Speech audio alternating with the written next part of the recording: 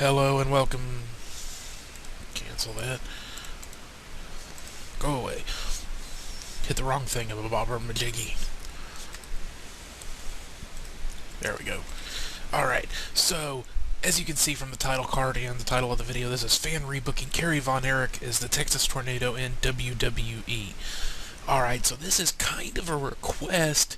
I was looking at some of my old videos for doing these and came across a comment that said something about the Texas Tornado that they thought would have liked to have seen more of him, and I had never seen the comment before. It's like, well, shit, I missed a trick there. So I started off for this one by going and looking up the WWF roster for July of 1990, which is when Kerry Von Erich joined. So we've got Andre the Giant, Hulk Hogan, Tito Santana, Greg the Hammer Valentine, Brooklyn Brawler, Steve Lombardi, King Haku, Hillbilly Jim, Bret Hitman Hart, Jim the Anvil Neidhart, Macho Man, Lanny Poffo, his brother, Leaping Lanny Poffo, so I don't know if he was doing the genius thing yet. Hercules Hernandez, Jake the Snake Roberts, the Honky Tonk Man, Paul Roma, Jim Powers, Axe, the Birdman, Coco Beware, Dino Bravo, Rick Martel, Smash, African Dream Akeem, Ultimate Warrior, Ravishing Rick Rude, $1 Million Man, Ted DiBiase, Virgil, Hacksaw Jim Duggan, Bad News Brown, Shawn Michaels, Marty Jannetty, Big Boss Man, the Warlord, the Barbarian, Kurt Hennig, Mr. Perfect, Rugged, Ronnie Garvin, Luke Williams, Butch, Luke and Butch, the Bushwhackers, Superfly, Jimmy Snuka, Tugboat, American Dream, Dusty Rhodes, Earthquake, Nikolai Volkov, Akio Sato, Pat Tanaka, Paul Diamond, I'm not sure who he was, Black Bart, Playboy Buddy Rose, Crush, Sergeant Slaughter, Hawk Animal, Shane Douglas. So what jumped out at me at this point, absolutely popped out at me, are Shane Douglas and Leaping Lanny Poffo, aka the Genius, I believe is what he also went by, Macho Man's brother. So, and also Dusty Rhodes, because I thought one of the biggest things that the Von Erichs had going in Texas, I watched the documentary about WCCW, very interesting watching. If you haven't watched that, go ahead and go find a copy and watch it. I highly recommend it. It's extremely sad towards the end, and you'll find, you might shed a tear or two watching it, because, I mean, what happened to the Von Erich brothers is just tragedy, without it, true human tragedy, the real deal. Let me pause this right quick. Sorry, I've got something rendering out, and I don't want it to pop up and block the thing, so I'm going to periodically check that. It's just about done, too. So anyway, let me kind of go over the basic gist of what popped into my head, because maybe I'm a natural booker, I don't know, but this just leapt out at me. Mostly utilizing talent that the WWF at the time seriously underutilized, never utilized properly, never gave a chance to, a lot of them. So what I would be looking to do here, and it's too bad that at this point Anderson, let's see, who was it? It was Anderson, and let me pause this right quick again, so I'll know when it's just about done. 98.7%, so just about there. So Anderson, the tag team, I forget who his partner was. Was it the Anderson brothers? Were they working at that at the time? But they had already left a long time before this, I think. But we've still got Axe and Smash. I'm not sure if this was towards when Axe was wanting to leave or not. So that might, because Crush was there, so that might not have been a viable thing. Okay, I'm going to pause this until it's done. It's at 99.7%. Okay, all finished. But we've still got some interesting possibilities. We've got Hitman Hart and Neidhart, and we've got Hawk and Animal. We've got Akio Saito and Tanaka. There's some tag team possibilities in here, so I would bring Kerry Von Erich in as Kerry Von Erich, and I would also, if he was still working at the time, I would have brought in his brother, David. I think is the only one who's left now.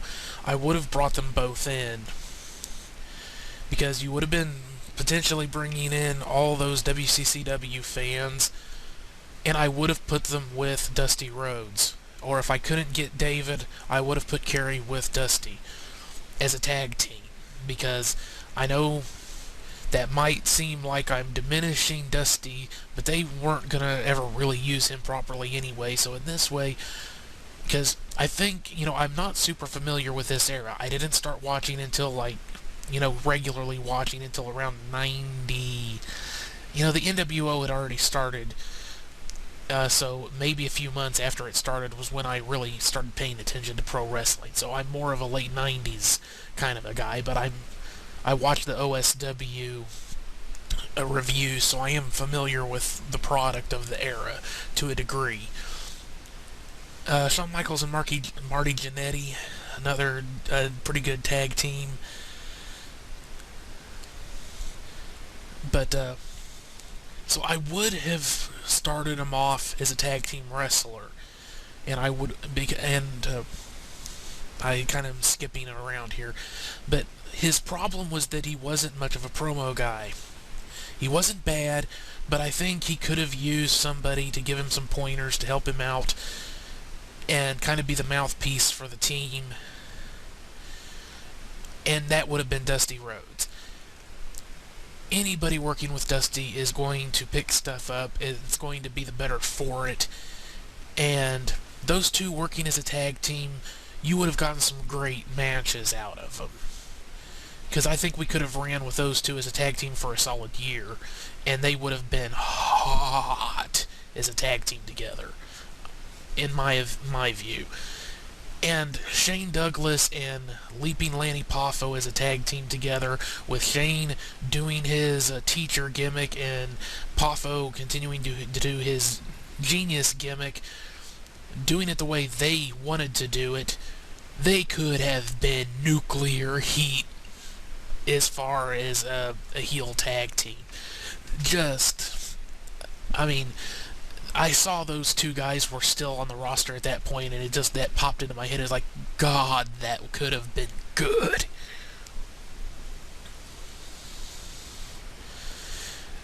With Poffo doing the poems and Shane Douglas, the teacher guy, grading the matches and things. Oh, man. But you've also got, there's lots of guys here that could have been doing some good stuff. A lot of names, there's lots of names that could work with them here, other than the established tag teams. You could do some stuff with Macho Man tagging up with, say, Rick Rude. And again, some of these might seem like you're diminishing them, but if the goal here is to elevate the tag team division, which WWF never really did, but this is my booking. If I'm the one in charge, I can do whatever the fuck I want. So my two goals here are, we're going to start moving into more of an Attitude Era a little bit early. Not full tilt, but bringing in some more violence and stuff. We're talking 1990.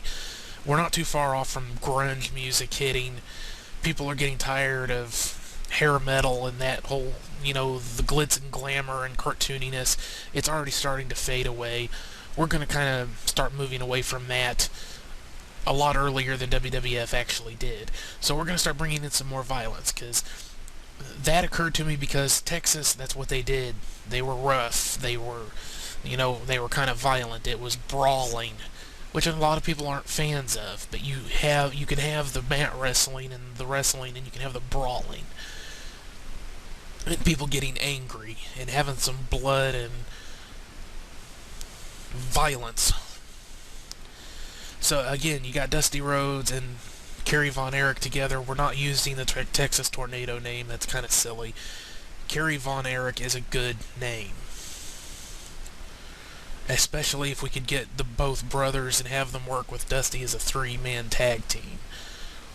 Or even have those two as the tag team and have Dusty be kind of their manager slash occasional partner, or even actually have a six-man tag belt and introduce that, and then start having, you can have like Axe Smash and Crush all together. You can have the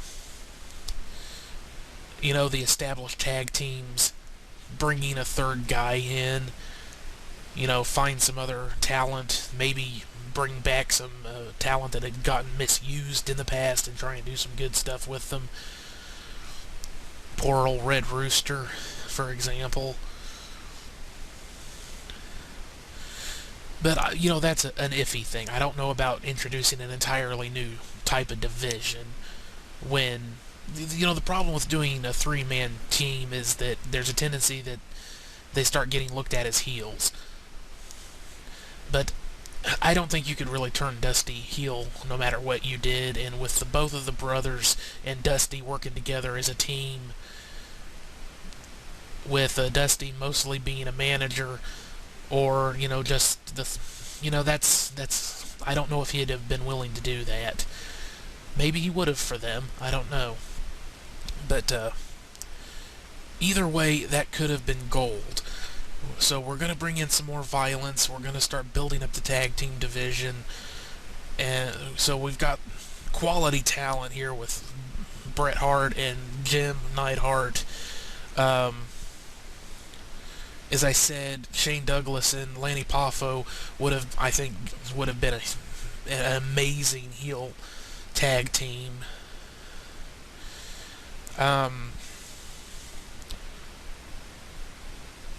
Michaels and Jannetty, of course. Warlord and Barbarian, not too bad. Probably could have put Ronnie Garvin together with somebody. Kurt Hennig and $1 Million Man, I think, were a tag teaming at the time.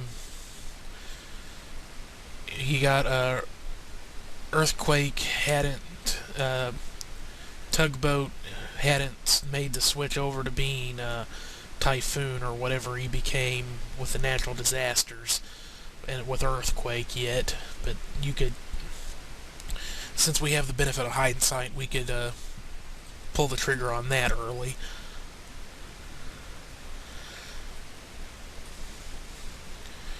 And I'm not a fan of Hulk Hogan. I would have, if I was in charge, he would have been losing that belt to somebody else, probably Macho Man, and been taking a walk.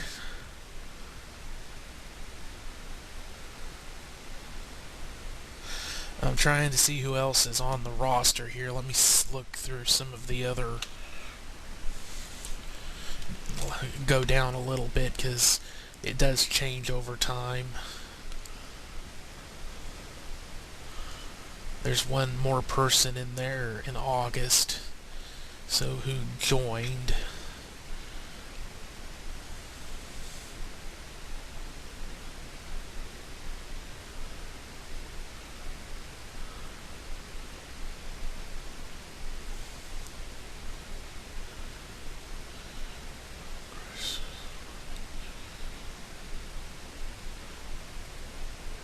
Oh no, okay, so Kerry Von Erich is the one that is put on there. And then in September they lose a couple.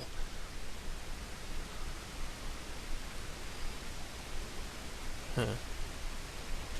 I don't think they lost anybody big, though. Oh, but they bring in Dustin. So they lost 2 or 3 there. They brought in Dustin Rhodes. And then in October, we've got British Bulldog coming in. So over those few months, there's some movement in the roster, but I don't think anybody that I would want to use goes anywhere for at least a while. Looks like in November, Undertaker pops in.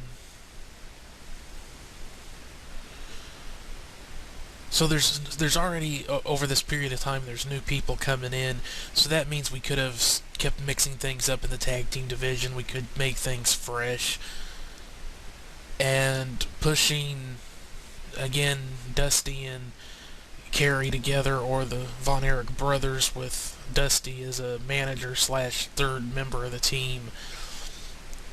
They could, we could have some really great tag team division matches, elevate the tag titles, start, as I said, start bringing in some more of violence. Not too much, obviously. You don't want to go from super kiddie PG to ECW overnight. That's not going to fly, especially since ECW didn't exist until '93. But we can start bringing in some more violence and blood, more brawling. Stop, there's all sorts of changes I would make to WWF at that time period. I've never liked a lot of the shit booking, the cheap-ass booking that was all over the place all the way through into the 90s. I like matches that have a clean finish. You book it a good match where it looks like either man could have won the match.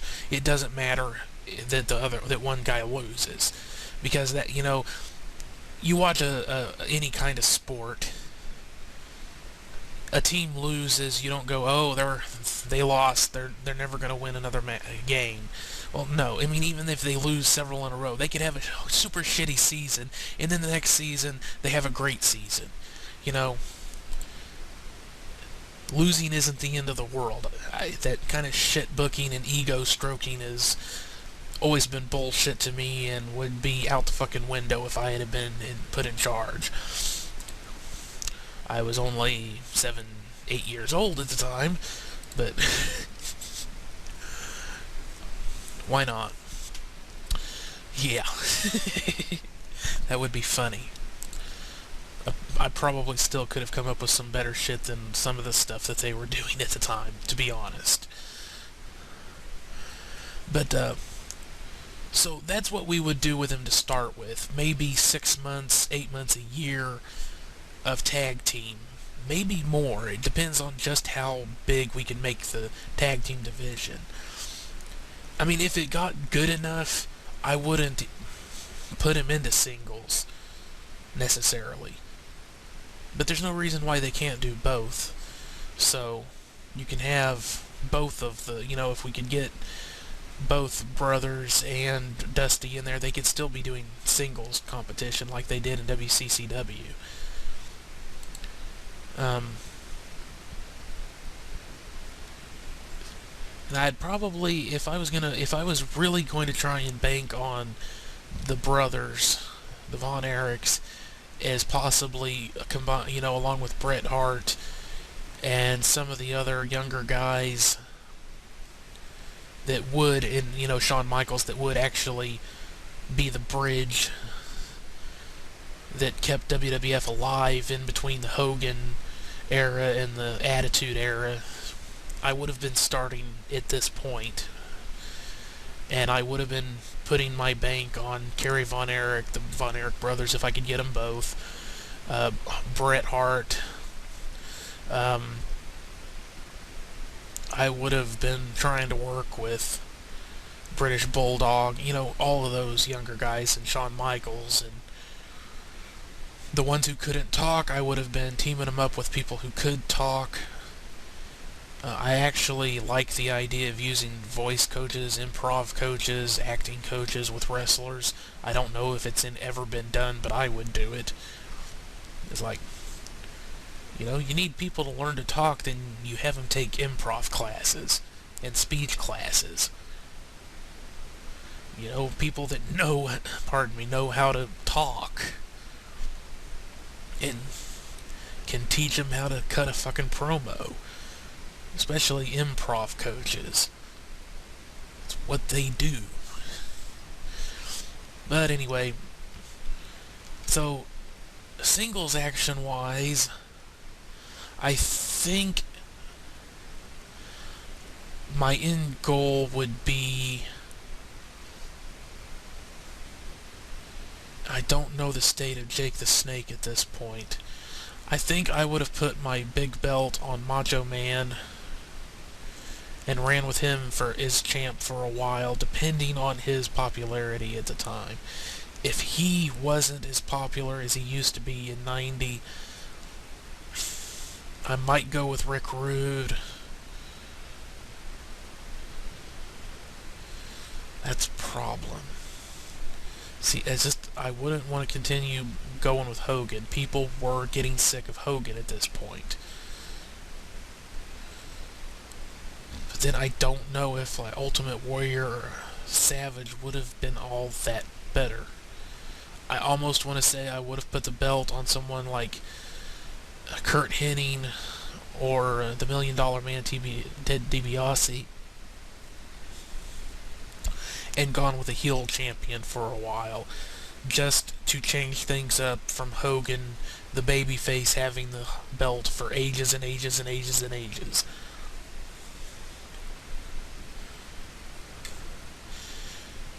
I mean, you want to talk... I mean, that's what I'm saying. If Jake the Snake was reliable at this point, I would put the fucking belt on him and run with him as champion. And my end game would be Kerry Von Erich against Jake the Snake. Because you have the all-American white meat babyface, as they would call it, uber face, and Kerry Von Erich, especially working with Dusty. And you just build the fuck out of him. And then you have the cerebral, sadistic, nasty, evil son of a bitch of Jake the Snake. And he's the champion, and you make everybody hate Jake Roberts because he's bad, because he's bad. He's evil. And he delights in tormenting his opponents cerebrally and physically and just torturing. You don't make him cool, you make him into a monster. And I don't mean like, oh, he beats everybody in 10 seconds kind of monster. I mean, he has good matches, but he hurts people, and he's violent, and, nasty. And you make him into this horror movie villain, basically. And then you have the, as I said, uber face, the consummate good guy, and Kerry Von Erich, along with Dusty Rhodes and David Von Erich. If as I said, if I could get him, and I start by feeding him. Jake the Snake beats Hogan. He beats Macho Man. He beats Ultimate Warrior, and he crushes them. Not in a squash match. I mean, he really just tears them apart and, fucks with their heads and, tortures them and all that good shit. And that's what you've been doing while we've been building up Kerry Von Erich in singles competition and especially tag team competition. We've been having Jake the Snake just brutalize the faces. And you might even bring in some other guys. We bring in Ric Flair, perhaps. Try and get him in early.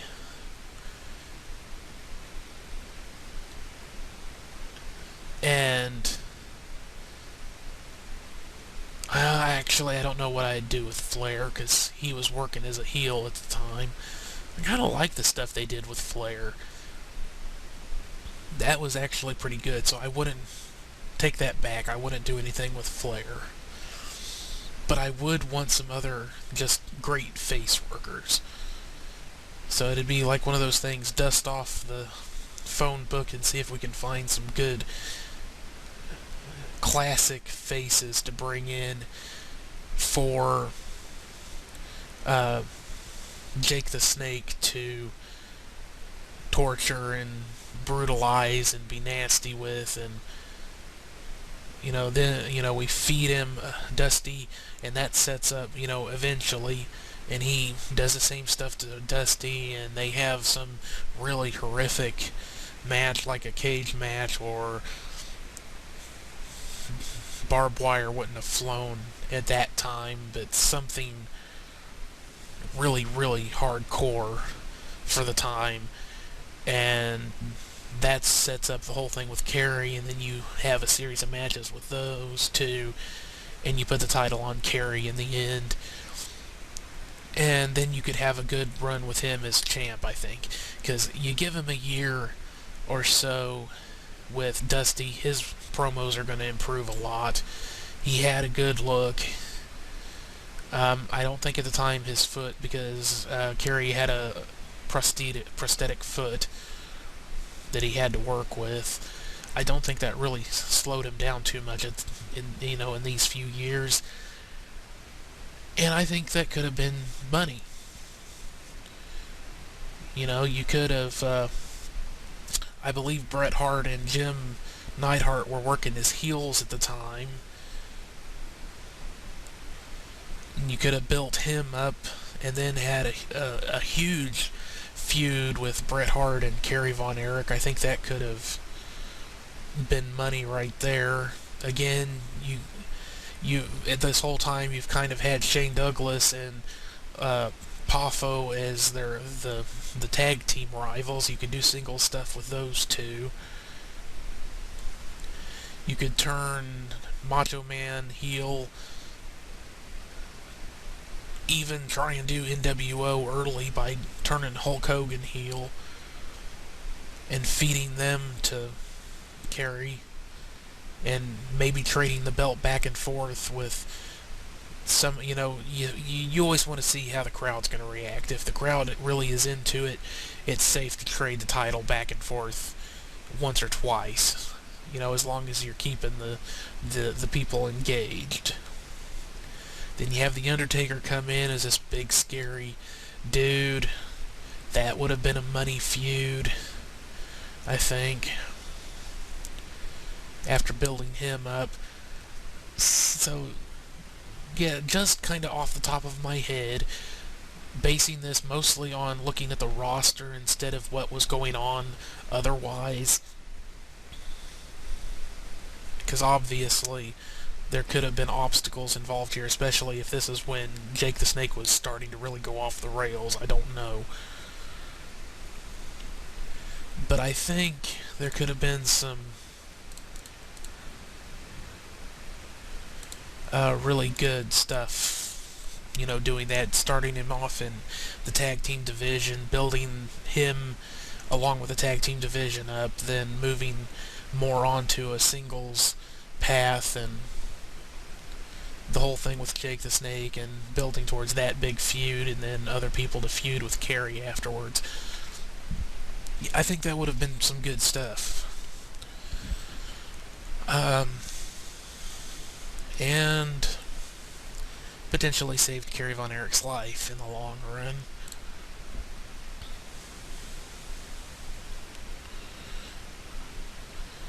Alas, 'tis just fantasy.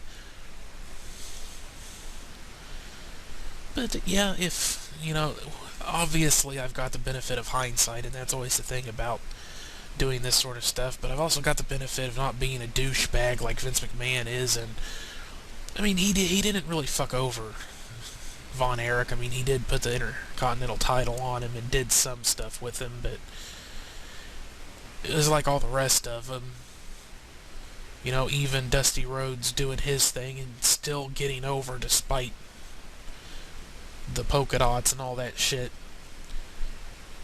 McMahon was never going to seriously push anyone that wasn't his creation in his mind, or a WWF original. Unfortunately. But, if I could have, with being able to do this fantasy booking, benefit of hindsight and all that, knowing Shane Douglas, very capable as a heel,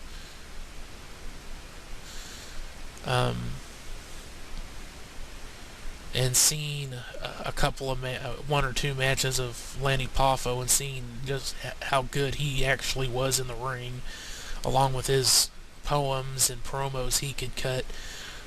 Those two together, I mean, you let Shane Douglas loose and cut the kind of promos he was cutting in the in ECW, because he would have gotten there eventually,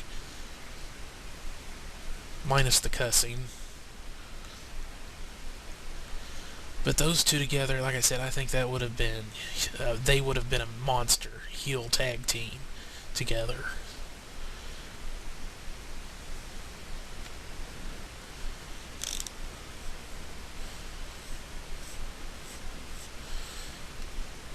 But yeah, I think there could have been some really great stuff that could have happened with that. But as I said, alas, 'twas not to be. Unfortunately. Well, that's all there is to that. So let me know what you think, if you think that you would have found that enjoyable, especially if you were around at the time. Because obviously, if you were a fan in that era, you're going to have a more intimate and, more of a relationship with that era than I do. So trying to look at it through the eyes of a fan when you were a fan then, do you think that would have worked for you? Would you have been interested in seeing that? The more tag team wrestling, boosting, building up the tag team division and making it more of a thing. Putting the Von Erich brothers together, especially, putting them together with Dusty, or just Dusty and Kerry together, and building them up, and then, adding more violence in. And I'm not, like I said, I'm not talking about going whole hog. I'm just saying that, occasional blading, a bit more brawling and roughing things up a bit. Starting to move a little bit more towards where things were already headed outside of WWF at the time. And then, building Kerry up to be a champ. Do you think it would have worked? Do you think you would have enjoyed it? Just let me know in the comments. I appreciate it. And if you like the video, please hit that like button. It's always appreciated. Share it with, wrestling fans, forums and your friends and whatnot, if you participate in that sort of stuff. Subscribe so you know when I put up other videos. And hit the alert bell, because YouTube decided you needed to not only be a subscriber, but hit the alert bell for some stupid ass reason. And if there's anything you think would have worked better than what I've said, any tweaks you would have made, anything you would have liked to have seen Von Erich do, generally, whatever, if you have any thoughts, leave a comment. That's welcome. As long as you're not an asshole, that's never really welcome anywhere, but people will be people.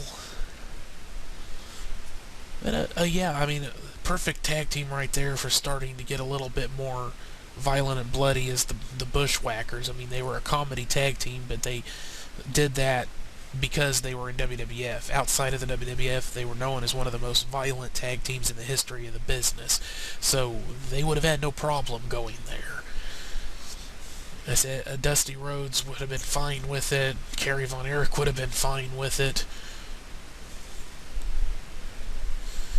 I think quite a few. I doubt Michaels and Jannetty would have been fine, but you could have different kinds of matches. Not everything has to be violent. But I think, Haku, I don't think would have had any problem with it at all. I don't think Jake the Snake would have any problem performing in the role that I would have had in mind. He did it later on at one point he was doing that with Macho Man anyway. So basically I'm just kind of incorporating that in the back of my head and saying you just do it early. And you build him up as this super heel champion that you need a true hero to defeat him, and that's where you bring in Kerry Von Erich and Dusty.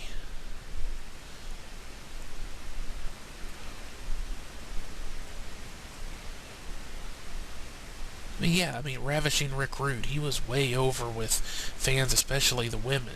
Could you imagine him being in a match, building him up to go up against Jake the Snake, and then Snake really just brutalizing the guy, you know, and like, I'm gonna make you ugly and all that. I mean, God.